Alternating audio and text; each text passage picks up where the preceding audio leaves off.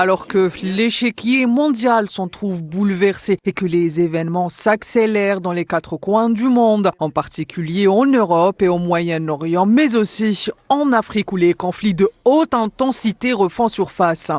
La situation au Soudan n'est pas en reste. Depuis le 21 avril 2023, le pays fait face à un abcès sécuritaire sans précédent. En effet, l'armée soudanaise et les forces de soutien rapide s'affrontent depuis plus de 20 mois autour de sites stratégiques du pays. Depuis quelques semaines, les parties belligérantes intensifient les combats. En effet, en septembre dernier, l'armée du pays avait annoncé une contre-offensive sur les sites contrôlés par les hommes de Mohamed Daglo. Et selon les médias soudanais, l'armée a réussi de belles percées à Khartoum, à Derman et même au Kordofan, Al Jazira et au Darfour.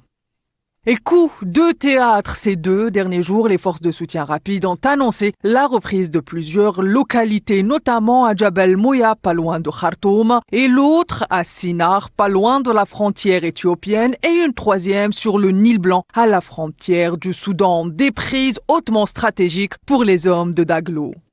Selon les ONG, ces 2 jours de conflits intenses dans plusieurs régions du pays ont conduit à la mort d'au moins 176 Soudanais et ont blessé des centaines d'autres, exacerbant une situation humanitaire déjà au plus bas.